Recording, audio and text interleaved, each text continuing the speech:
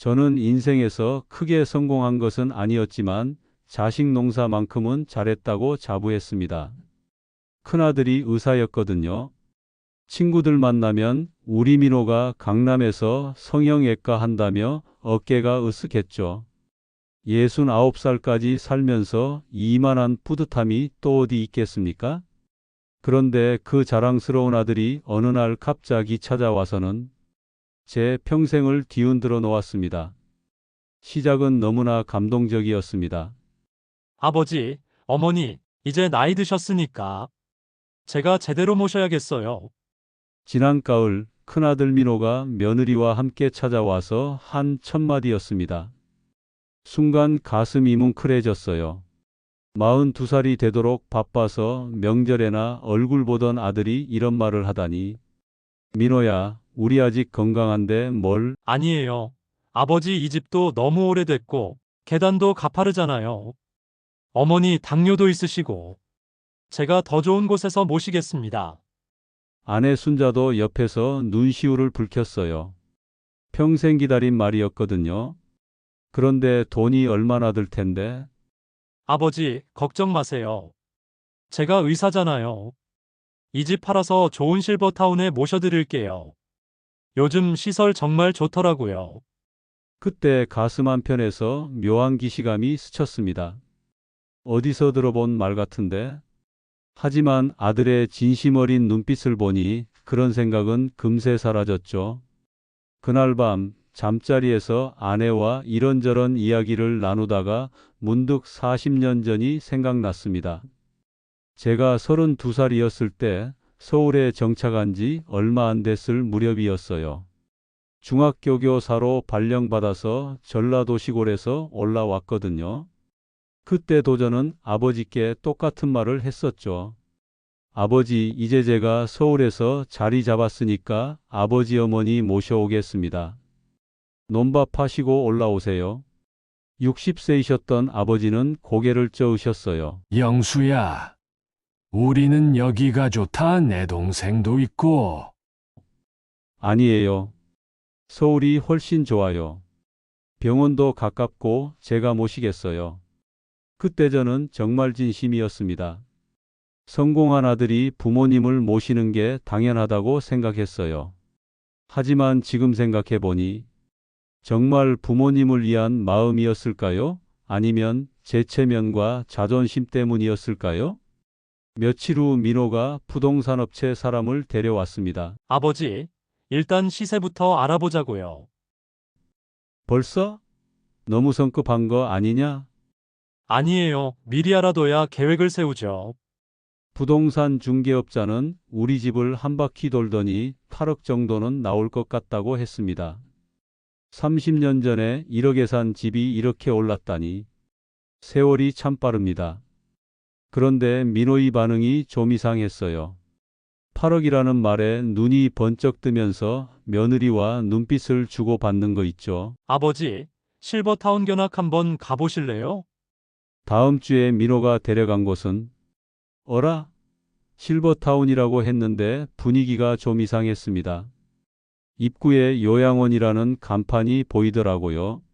민호야, 여기 요양원 아니냐? 아, 요즘은 실버타운이랑 요양원이 비슷해요. 시설 보세요. 얼마나 좋아요. 시설은 정말 좋았습니다. 그런데 왜 마음이 이렇게 불안할까요? 여기 계신 분들을 보니 모두 거동이 불편하시거나 치매 증상이 있어 보였어요. 어머니 여기서 편히 지내시면 돼요. 저희도 자주 올게요. 며느리 지연 씨가 한 말이 가슴에 꽂혔습니다.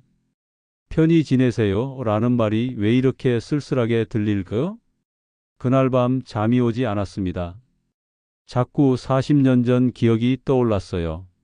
저도 그때 부모님을 좋은 곳에 모시겠다고 했었죠. 그 좋은 곳이라는 게 사실은 양로원이었습니다. 아버지, 여기 시설 정말 좋아요. 제가 매달 찾아뵐게요.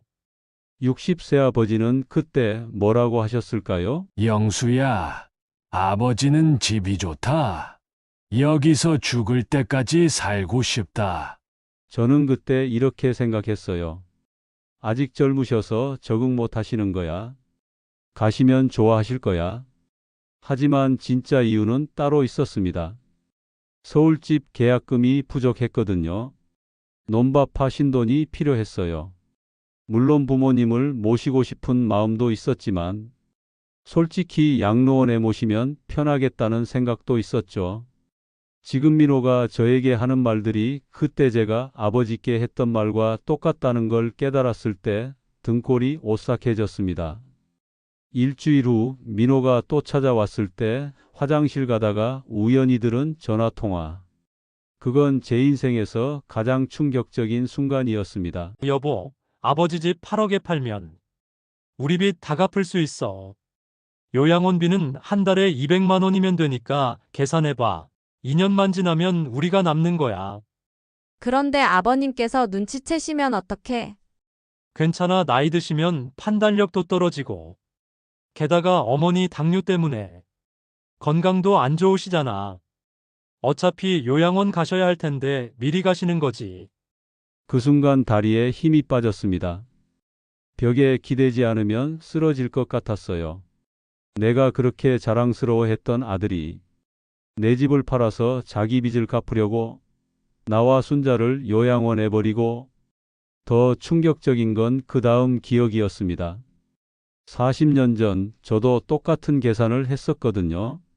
논밭 2억에 팔면 서울집 계약금 5천만 원 내고도 1억 5천만 원이 남네.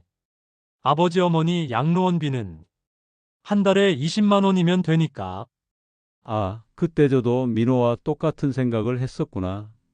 차이가 있다면 금액뿐이었습니다. 그때 문득 막내 동생 영철이가 생각났습니다. 저는 형제가 셋이었는데 큰형은 일찍 사업 실패로 집을 떠났고 막내 영철이만 시골에 남아 농사를 짓고 있었어요. 제가 부모님을 서울로 모시겠다고 했을 때 영철이가 조용히 말했었죠. 형님, 부모님은 제가 모실게요. 야, 너 혼자 어떻게 모셔?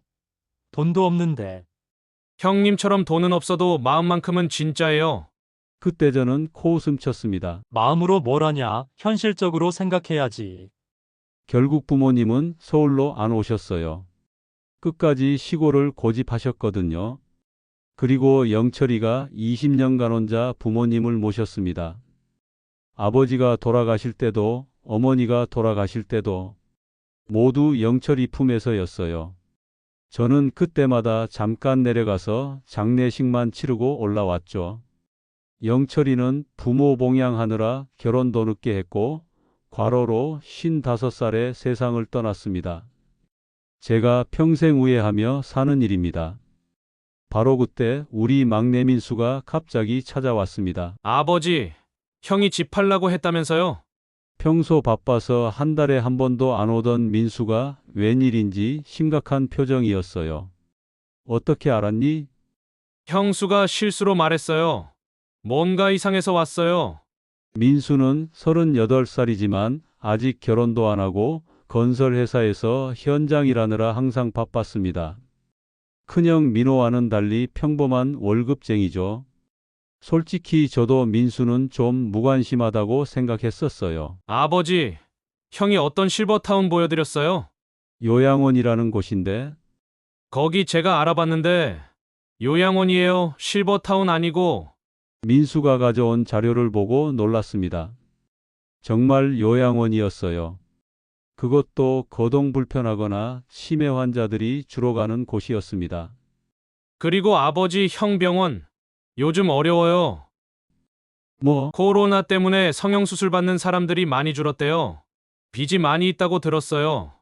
가슴이 철렁 내려앉았습니다. 민수는 며칠간 은밀히 조사한 결과를 보여줬습니다. 민호의 병원은 5억이 넘는 빚이 있었고 이미 요양원 입소 계약서도 우리 명의로 작성되어 있었습니다. 심지어 집매매 계약서의 매도 일란에는 제 이름이, 매수 일란에는 민호 이름이 적혀 있었어요. 형이 아버지 돈으로 빚 갚으려고 하는 거예요. 그 순간 40년 전 기억이 생생하게 떠올랐습니다.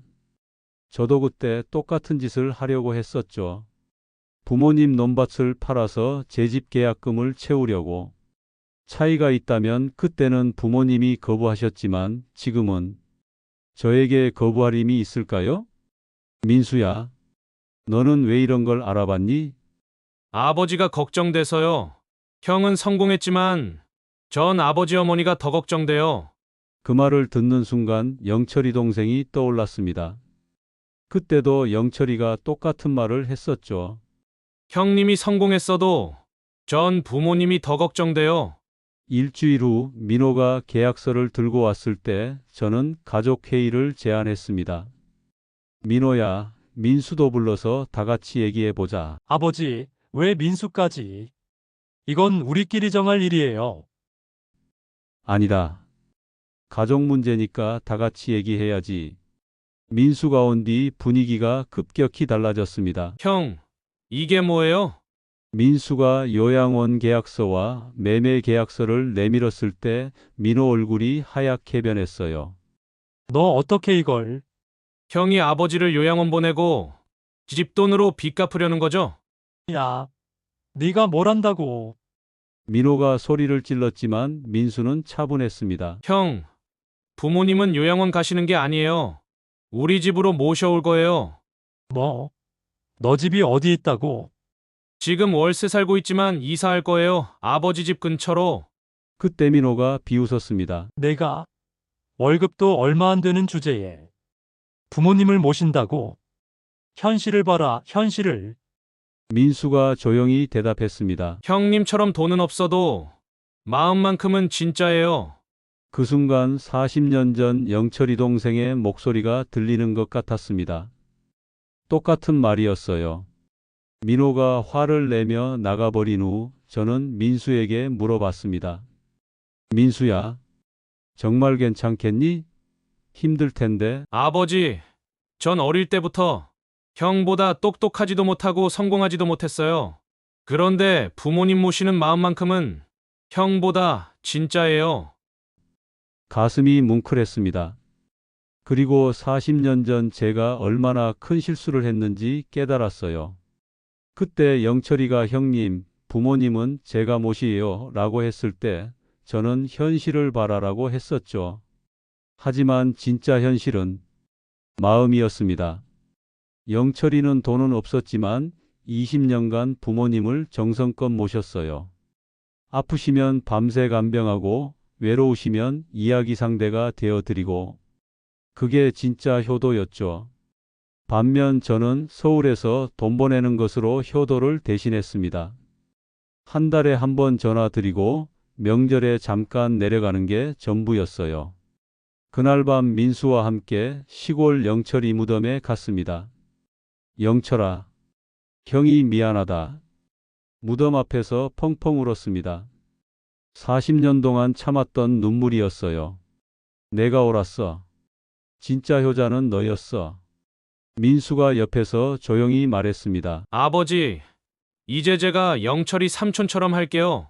그런데 삼촌처럼 혼자 힘들게 하지는 않을 거예요. 아버지도 함께 도와주세요. 그 말에 깨달았습니다. 이번엔 막내 혼자 모든 걸 떠맡게 하면 안 되겠다고. 제가 과거에 한 실수를 반복하면 안 되겠다고. 민수야, 우리가 함께 하자. 민호는 그 후로 연락이 뜸해졌습니다. 아마 자기 계획이 틀어져서 체면상 오기 힘들 거예요. 하지만 언젠가는 돌아올 거라고 생각합니다. 그때 가서 다시 얘기해 보죠.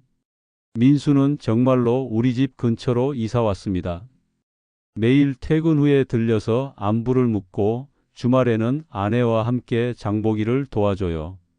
아버지, 형이 말한 실버타운 사실 좋긴 해요. 그런데 집이 최고 아니에요? 맞습니다. 30년 동안 살아온 이 집이 최고예요. 여기서 아내와 함께 늙어가는 게 행복이죠. 요즘 민수를 보면서 자꾸 영철이가 생각납니다. 돈은 별로 없어도 마음은 누구보다 따뜻한 그런 사람 말이에요. 성공이 효도는 아닙니다. 의사가 된다고 해서 자동으로 효자가 되는 건 아니에요. 진짜 효도는 부모 마음을 헤아리는 거죠. 저도 이제야 깨달았습니다. 40년 전 아버지가 왜 시골을 떠나기 싫어하셨는지, 단순히 고집이 센 게 아니라 평생 살아온 터전에서 죽고 싶으셨던 거죠. 그리고 영철이가 왜 형님처럼 돈은 없어도 마음만큼은 진짜라고 했는지도 알겠어요. 진짜 사랑은 조건이 없거든요. 혹시 여러분도 자식 때문에 고민이시라면 이 영상을 꼭 공유해 주세요. 나이 들어서 당하는 배신만큼 아픈 게 없잖아요. 하지만 포기하지 마세요. 진짜 효자는 따로 있습니다. 성공한 자식이 아니라 마음이 따뜻한 자식이 진짜 효자예요.